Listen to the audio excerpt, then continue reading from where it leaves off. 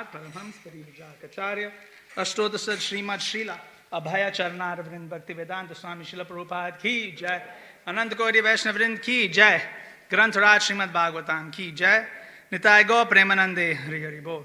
All glories to the assembled devotees, Hare Krishna. All glories to the assembled devotees, Hare Krishna. All glories to Sri Guru and Sri Gauranga. All glories to Srila Prabhupada.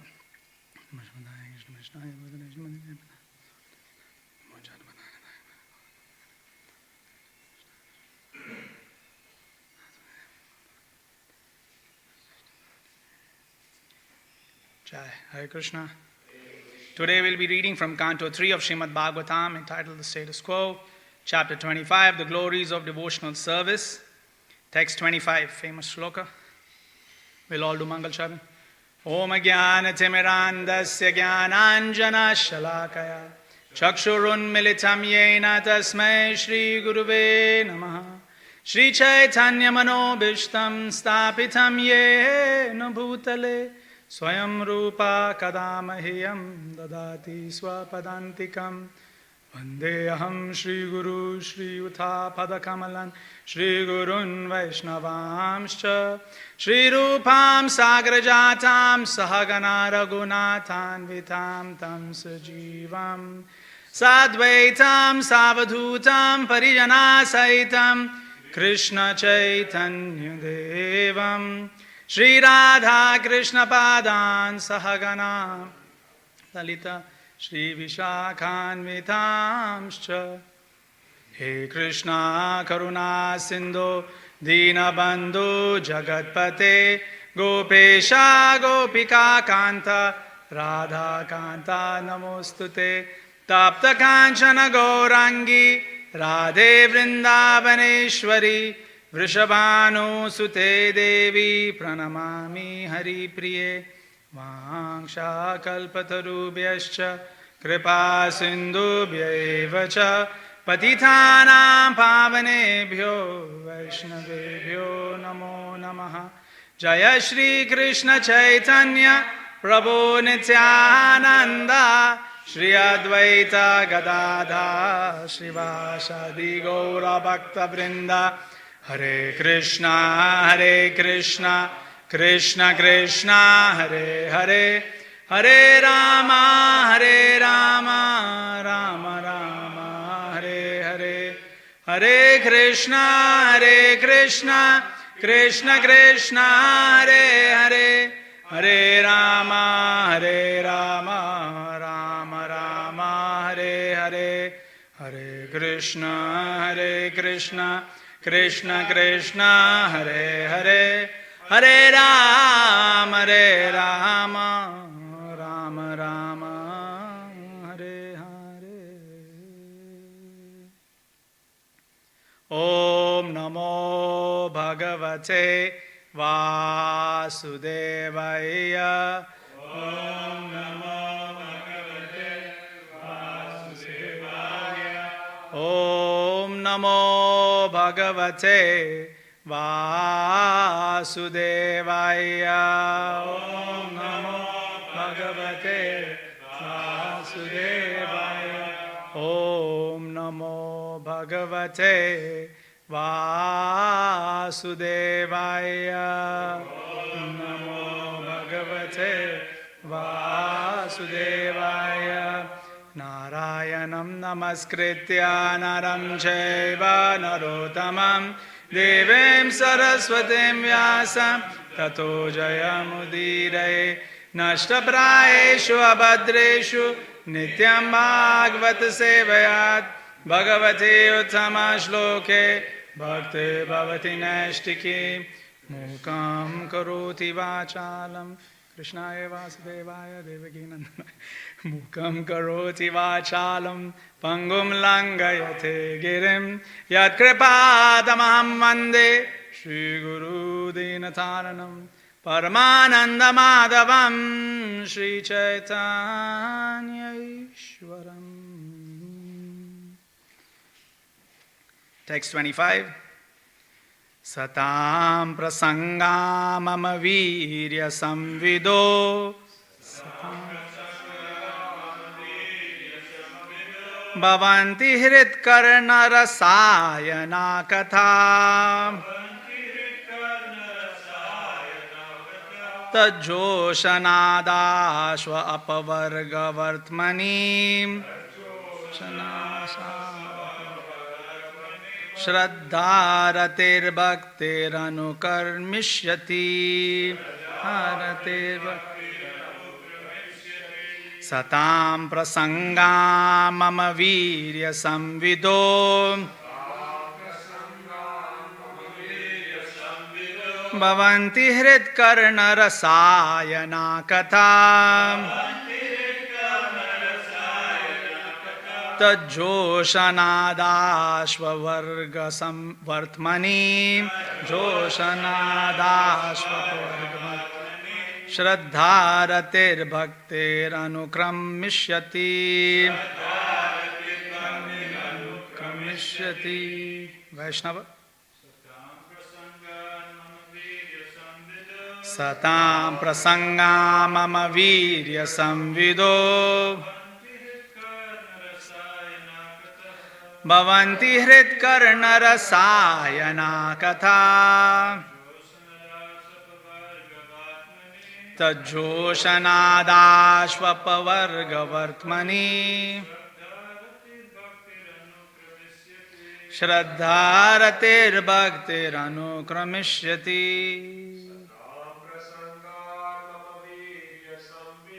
Satam prasanga mama virya samvido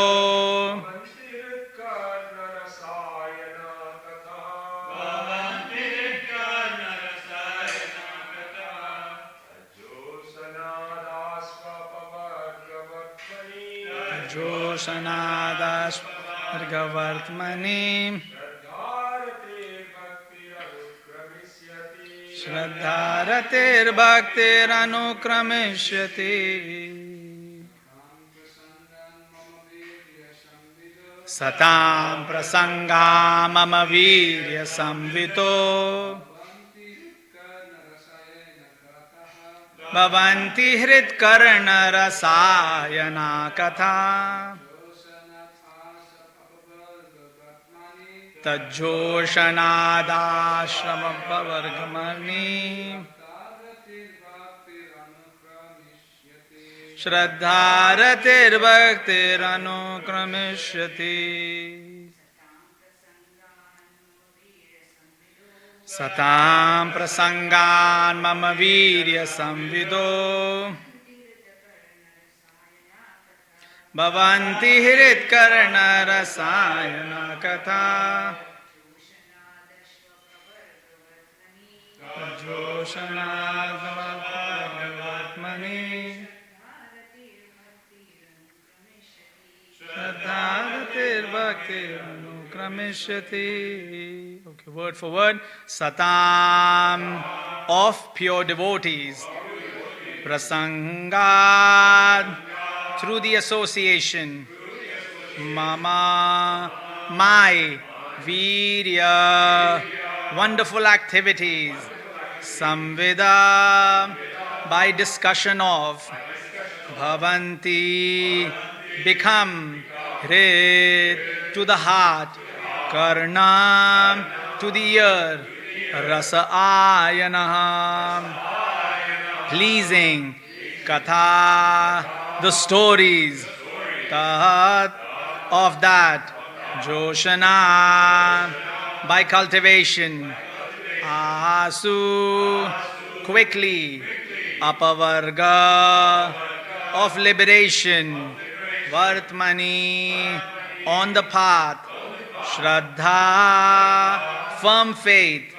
Ratihi, attraction. Bhaktihi, devotion. Anukramishati, will follow in order. Translation purport by His Divine Grace Abhay Charnavrind Bhaktivedanta Swami Srila Prabhupada Ki. Translation.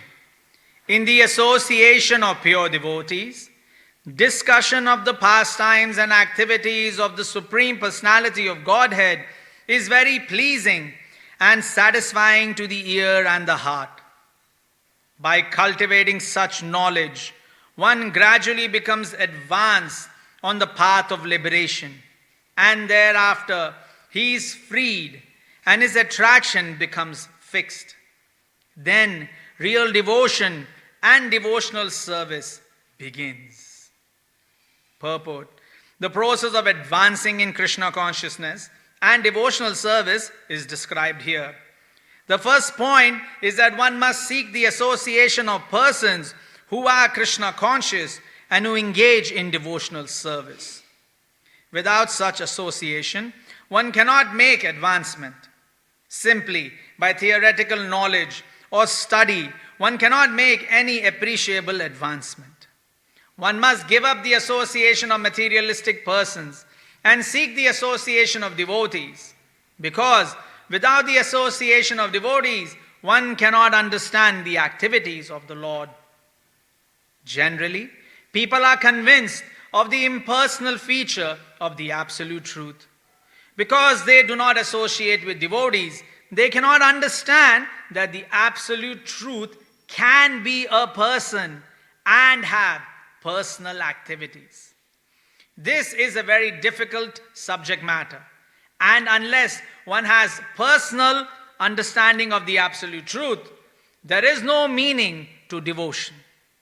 Service or devotion cannot be offered to anything impersonal. Service must be offered to a person.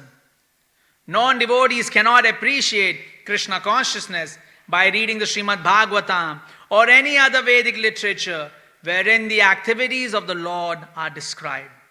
They think that these activities are fictional, manufactured stories, because spiritual life is not explained to them in the proper mood. To understand the personal activities of the Lord, one has to seek the association of devotees.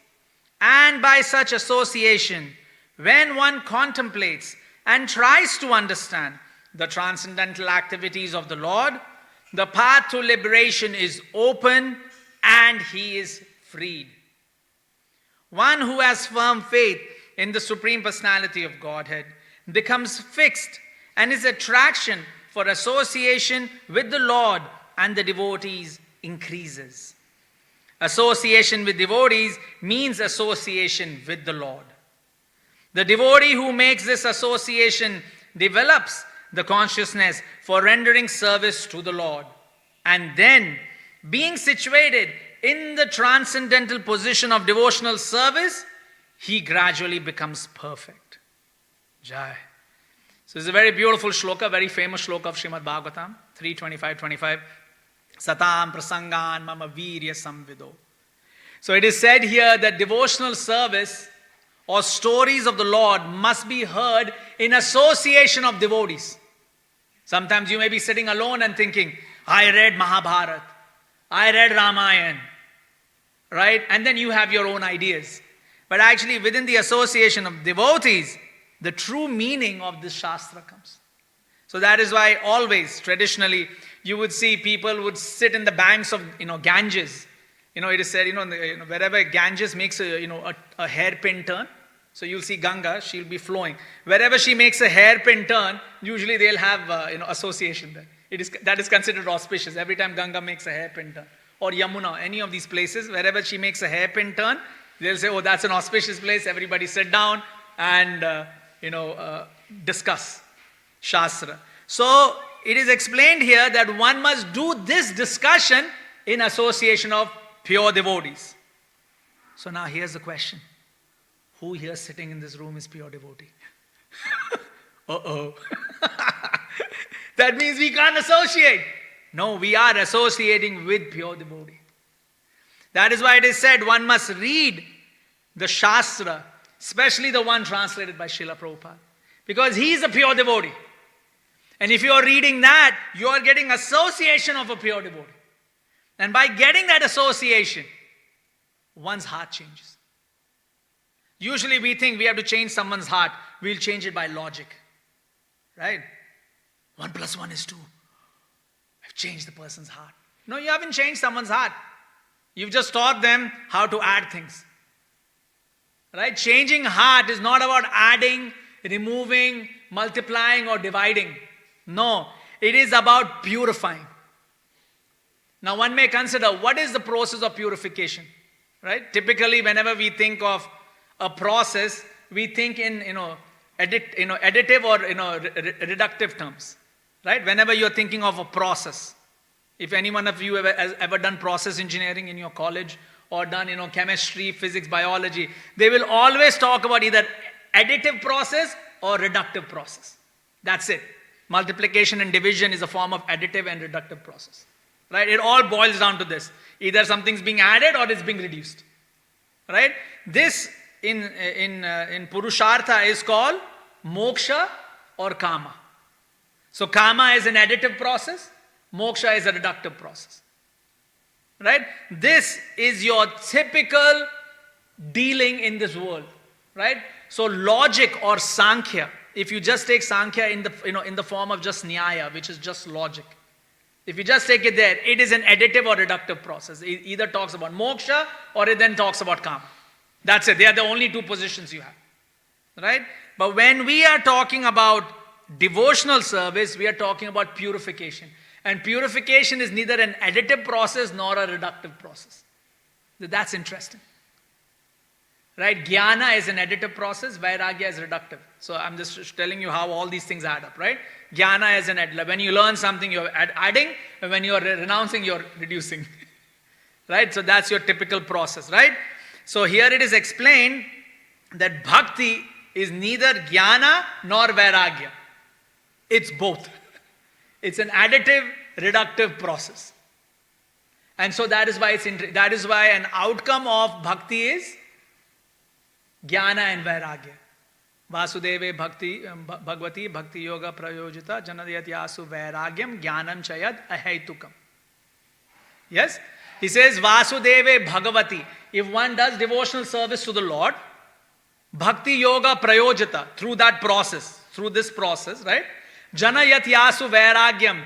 The jana, the people will get vairagya, will get a reductive process, jnanam chayad ahaitukam. And you will get the additive, you will get the jnana process ahaitukam, mercilessly. Now, when we say mercilessly, maybe I didn't use the right word, right? Sorry, but it is causelessly.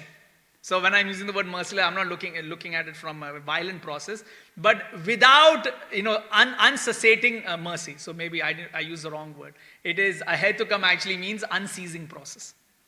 It's continuously coming. Right? So this is the process of bhakti. It's neither additive nor reductive. So then you are saying, okay, but sitting in this room, we have a reductive process and we have an additive process. Right? Yes? Right? But both are functioning. This is the process of Krishna consciousness. Right? So, first thing is, when we get association of a pure devotee, we get purified. Right? Now, typically our standard of purification means I should then become a brahmachari. Or our standard of purification means, I should get married. Right? So you may have these two extremes. This is very gross. This is a gross example because this is something you can physically feel. Or either don't get married or I get married. Right? This is a physical process. You can say, yes, I get that. But actually, this concept is also in subtle. Right? Should I claim this or should I not claim this? Are you getting? That is possession. Possession is either I claim something or I don't claim something. Right? Now the process of bhakti ensures that you are able to do both correctly. Yudhishthira Maharaj and the Pandavas, right? They are great devotees of Krishna. Narad Muni tells this to Yudhishthira himself. He says, Prahlad was a great devotee. He tells him, this is Canto 7, right? Prahlad was a great devotee. But you are greater. He tells him that. You are greater. Right? Why? He says, because, Krishna stayed in your house, Krishna played with you, Krishna dealt with you, right? So you're a greater devotee. So they are great devotees of Krishna. And now they are sitting and discussing with, the Kauravas that you need to give my kingdom back. Now one may think, well, if they are great devotees of Krishna, why aren't they renounced? They should be renounced, right? They're great devotees of Krishna. They should be renounced. Why are they causing a fight? And that also, this is one of the biggest fights when you think of fights. Typically battles kill people. Right? World War I, they're saying millions of people died. But, in Mahabharata, right, loads of people died willfully. This is the key word. In world wars, people usually die unwillingly. They unwillingly die because they are just general crowd. They are not fighting. In Mahabharata, more people died willingly. They were, no, I'm warrior. They came to the battlefield to die. It's not like general crowd was killed. No, people in the battlefield got killed. And loads of them got killed. So one may consider that, okay, why is it that Yudhishthira Maharaj, who is a great devotee of Krishna, is causing such a fight? Why? Right? If the process of devotion is to leave the material manifestation, why is he grabbing it? Isn't it? Isn't that the thought process? Right? Now, if you look at the life of Pandavas, they lived, most of their life in the forest. Most of the life, right? Most of their living life was in the forest. And then after they win the war, they actually ran the kingdom only for, was it 36 years or something, like for a limited time. Like after they won the war, for a very limited time, they were kings. And then again they gave it up. So one may consider, well, just for 36 years, you killed these many people. Right? Where is your purification process? And so the idea here is first to understand that the process of devotion is both additive and reductive. So you can keep your possession as well. You can have your possession. At the same time, you can be renounced. That is devotion. That is why Lord Shiva, he is sitting in the assembly. He is sitting in the assembly of all sages. And all the sages are renounced. Right? He's in an assembly of sages. All the sages are renounced.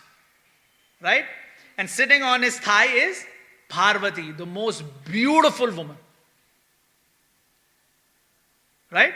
Sitting on his thigh is Parvati, the most beautiful. Hare Krishna, soldier enters. A most beautiful woman. Yep. And all the sages, what are they saying? Oh, my dear Shiva, you are the greatest brahmachari. Huh? Hang on. What's going on? This doesn't add up. Yes, it does. Because he is the greatest devotee. Vaishnavanam yatha Shambhu. Of all the Vaishnavas, the greatest Vaishnava is Shambhu. Lord Shiva is the greatest Vaishnava. So then, yes, he is the greatest brahmachari. So, these things start adding up. So this Satam Prasangan Mama Virya Samvido. The 10 Prachetas. Right, Shivaratri was last Sunday, right? So we are discussing a little bit about Lord Shiva. So, the Prachetas, they are sitting and they are meditating. Lord Shiva comes to the Prachetas and tells them, you are doing very nice worship. And then he, does these beautiful prayers to the Chaturvyuhas.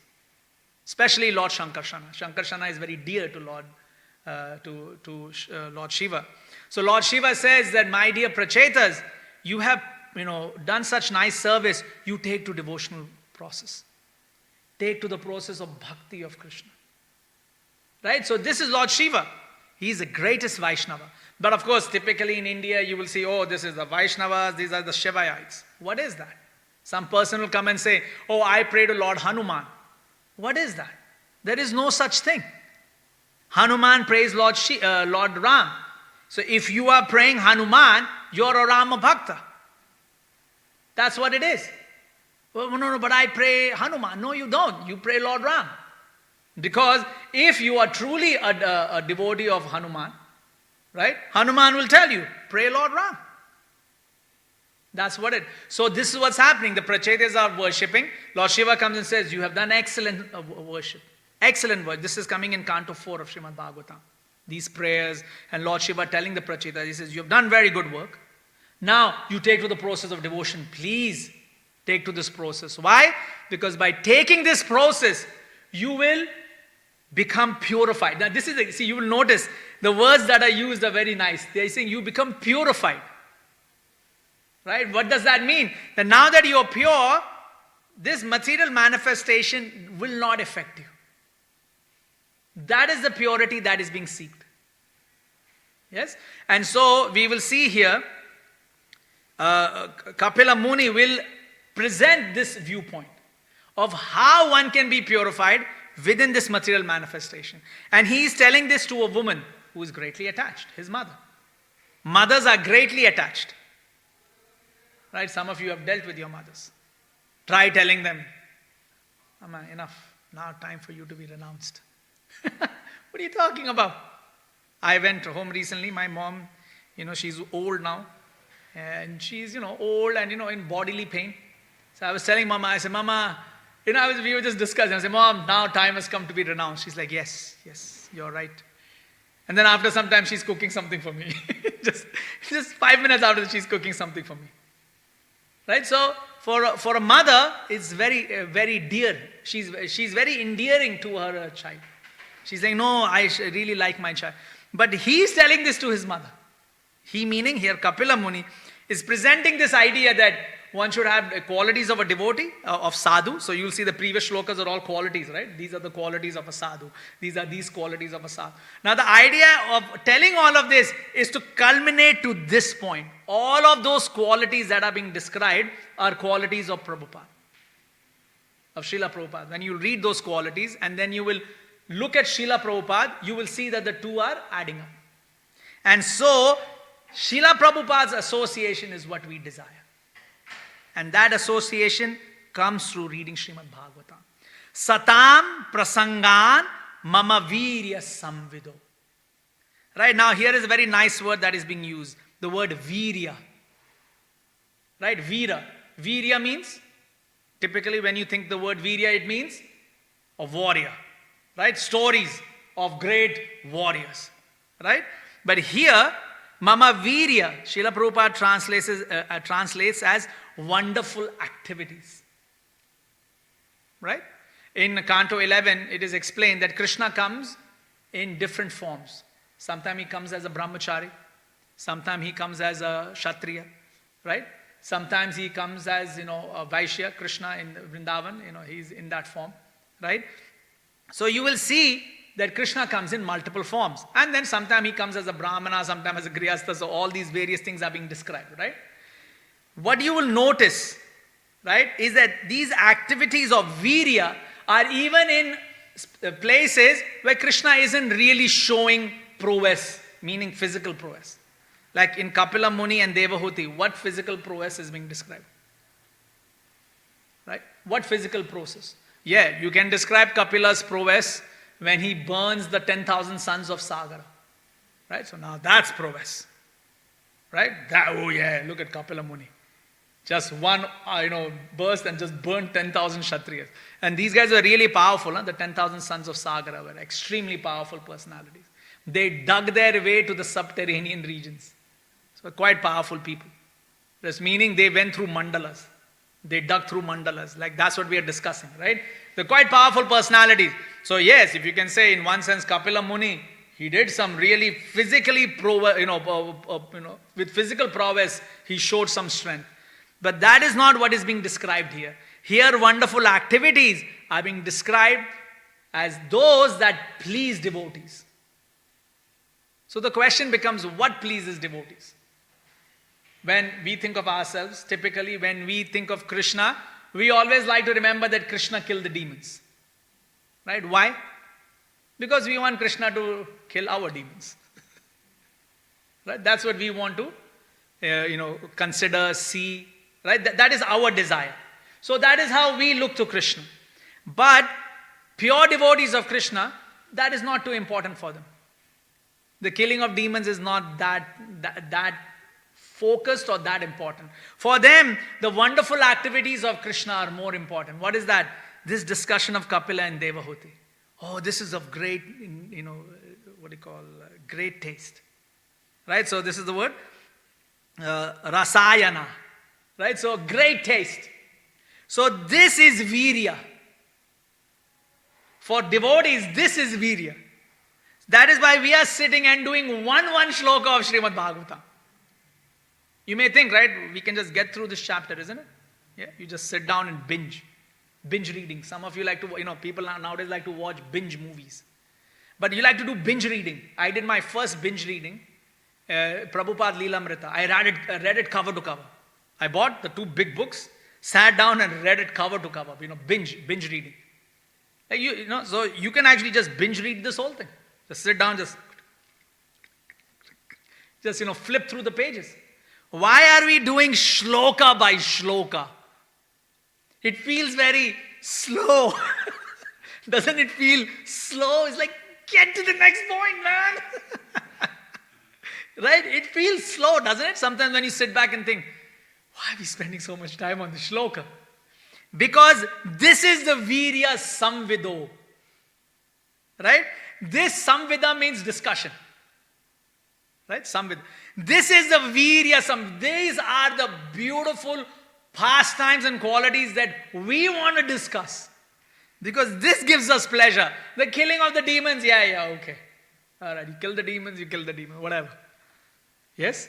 Doesn't mean it's not important. Sorry, I'm not trying to belittle that. But what I'm saying is that the real virya, the real activities are these. When Krishna is dealing with his devotees, that is the wonderful activities that we are interested in. Not when Krishna is dealing with the demons. Right now, like I said, our position is we prefer hearing stories of Krishna. Pretty much whenever you think of stories of Puranas, you will always remember, Krishna killed this demon, Krishna killed that demon. Right? Typically, that's our memory, right? Because right now we are in the material world and we are looking for justice. Because you're looking for justice, we look for Krishna for physical prowess. But eventually we'll stop looking for justice. Right? When we look for justice, we are looking for Vishnu. Right? Lord Vishnu, in that form, he is the one who gives justice. But when we start looking for love, now you come to Krishna. Right? So here, this virya, Srila Prabhupada is talking about prema. And hence he translates this as wonderful activities. Right? So satam prasangan mama virya samvido.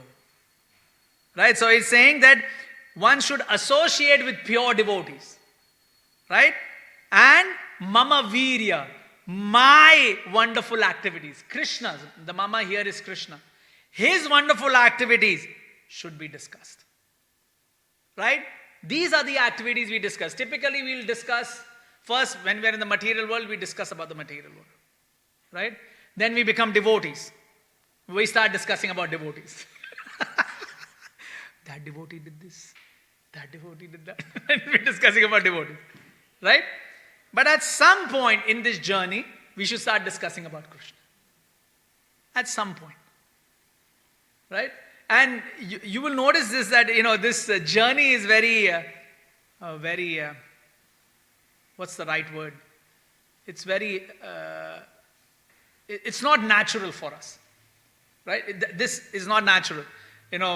Typically when you sit down with a devotee, you'll very rarely see a mood where somebody will say, hey, did you read anything, what did you read today? Bhagavad Gita, Bhagavatam. No, hey, how are you? How was your day today? Oh yeah, yeah. Did you hear about this, war, that war? Like yesterday I was reading, 1 year has passed by since, the Russia and Ukraine war. I was thinking, wow, 365 days have passed by. A war has been going on. Wow, that's quite impressive. I didn't even realize that. I thought it just happened several months ago. So, but there's 1 year has passed by. Wow. It's amazing, isn't it? How things just, move so fast. Right? I'm talking about the escalation, right? The escalation moves so fast. So, material world, typically when you will meet devotee, very rarely are we discussing about Krishna. But Krishna is saying, no, mama virya samvido. Mama virya. My activities is what should be discussed. But this is rare. This you will have to appreciate. This is actually rare. Most of the times when you will be discussing about other things. Now the question becomes, should we not discuss about other things? And the answer is, yeah, sure, why not? Yes, you can. But that's not really what is being asked. So, can we discuss other things? Of course we can. But the purpose or the desire here is mama virya samvido. Right? So, this also means that sometimes when one meets their spiritual master, right, one may have some difficulties. But then one should consider, are these difficulties, right, stopping my devotional service? or just my material position? If it is just your material position, it's not that bad. It isn't that bad. But if it is harming your devotional position, then that is something you can discuss. Right? So these things you have to understand. This mama virya samvido. Then bhavanti hit karna rasayana katha. Right? So here it is saying that your heart, right? Your heart will get filled through the ear. Right? Sometimes we are thinking, how can I change my heart? Right? Like, I fought with Prabhu, right? Me and Prabhu had a big fight. Oh, he didn't talk to me nicely, and we have a big fight now. Now I start thinking, how I can change my opinion about this Prabhu. Right? I'm thinking. How? How? Through the ear. That's how. We are thinking, no, I will, meditate. And then I will purify my thoughts about Prabhu. It doesn't work. No, you're going to have to do it through the ear. You're going to have to listen to that personality. You're going to have to glorify that personality. And through that prowess, through that method, eventually the heart will purify one's thoughts about somebody else. And that's an amazing thing. It's hard, and it's a hard thing to do. If you have fought with someone, having to then listen about them is very hard. But this, bhavanti hrit karana rasayana katha, that the heart will get the taste through the ear. Right? So that's how we purify the heart. You can almost think, your head is tilted, there's a jug of water pouring, and it is going straight to the heart. You can almost picture that, that scene. It's going like that. And that jug is actually of what? Of what? Of glorification of Krishna. So what does that mean? That if I am now looking at Prabhu and thinking, yes, Prabhu has a very nice bottle. Prabhu has a very nice pen. This will not purify my heart. Oh, Prabhu, comes, and, listens to Srimad Bhagavatam. That will purify your heart. What is in relation to Krishna will purify your heart. Are you getting? Because otherwise you may look at someone and say, well, he has a Porsche car. Okay, and you're thinking by glorifying that, your heart will be purified. No. That cannot purify your heart. Are you getting? In fact, that will make the heart harder. Right? So this, bhavanti hrit karana rasayana katha, that those stories that are in association with Krishna will purify the heart through the ear. Right? So this is the process of purifying the heart. Right? Typically, we look at children and we say, oh, children are so pure. But actually, they are not. They're not. You were born in Kali Yuga. What purity are you expecting? If you have any sense of karma and reincarnation, the child is now born in Kali Yuga. You ain't pure. Child is not pure. But by continuously telling the child about Krishna, purity can be achieved. It can be achieved. That is why it is saying that one should educate the child in Srimad Bhagavatam, in Bhagavad Gita, in devotional practice, because that purifies the heart. Right? I don't know if you see nowadays children, right? And especially with mobile phone, you will notice this. Right? If one person plays the mobile phone, just one person, right, in the crowd, the child will be sitting, he'll hear them being, You see? The noise, right? It goes in the ear. And then the child will immediately go and see what's in the phone. All children do this. All kids. They'll see what the other person is watching in the phone. Right? So this is the attraction of the ear. It is very powerful. Even in a crowd, it can attract. Right? So this process is considered very sweet. This is the Bhavanti Hrid Karana Rasayanam Katha. Rasayana Katha. Then Taj Joshana Aswa Apavarga Vartmani. He's saying that this will quickly cultivate one's liberated position. This process, right? So for us as devotees, all of us. First, we have to understand that we should get association of pure devotees, which is Srila Prabhupada through his studies, and then those that are following Srila Prabhupada. Now, they itself, you may, by your standards, may not be pure devotees, right? You may think and say, that's not a pure devotee. But because they are following a pure devotee, right? Because they are following, right? One, you can also follow. So this is something very interesting. Because typically, we look at this word as pure devotees and we will read Bhagavatam and say, okay, where is Kapila Muni here in the temple? Show me Kapila Muni. Show me Prithu Maharaj. Show me Dhruva. Show me Prahlad. You're not going to find them. You're not going to find them. They are rare. Those personalities are rare. But you can find people that are following them. Yes? So all of you are following Prahlad. All of you are following Dhruva Maharaj. Right? So you can find such personalities. And that's amazing, isn't it? Right? So this is Tad Joshanad Ashwa Apavarga Vartmani. That slowly one will get to the position of liberation. Like slowly. Right? Then Shraddha Ratir Bhaktir Anu Kramishyati. Then the Shraddha, once that Shraddha is, Ratir. Rati is, one of the stages within the devotional process. Right? That attraction is built. From Shraddha, you will get to Rati. So initially we begin with Shraddha, we begin with faith, right? Eventually you will get Rati. You will get that attraction for Krishna. Right?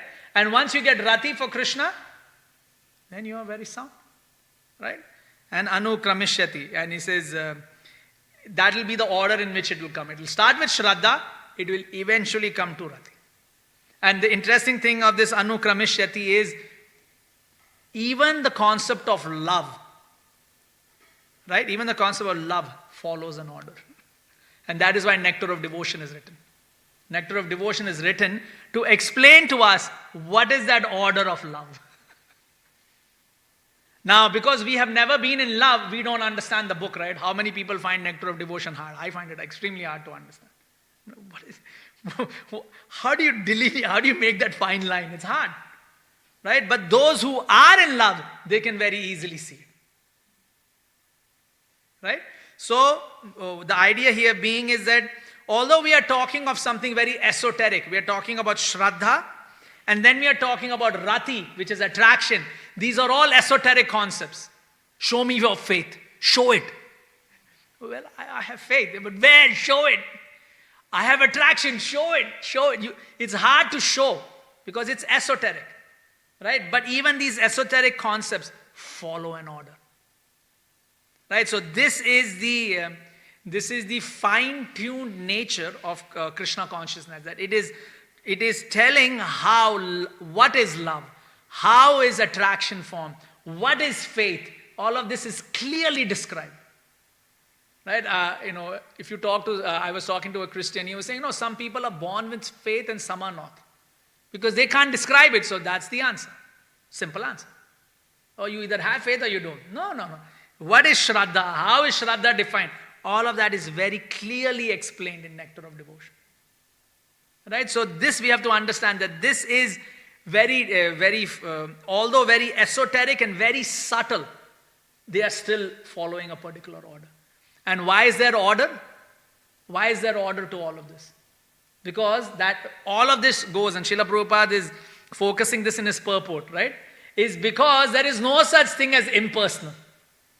Everything is personal, meaning everything finally comes to Krishna. So everything has an order. Everything is ordered. Right? So this is the Anu Kramishyati. And then you will see even, when Jiva Goswami writes his translations to Bhagavatam, he Krama Sandarbha. Right? So Krama, it is ordered way of writing.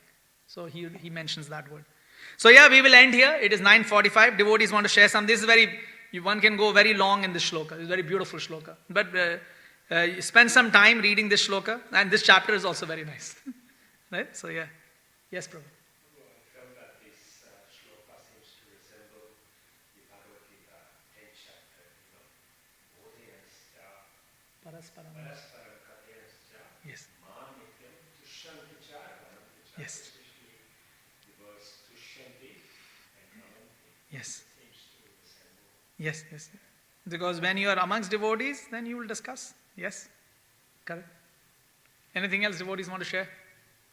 Oh, Granth Raj Srimad Bhagavatam ki jai, Srila Prabhupada ki jai, Nitai Gaur Premanande, Hari Hari.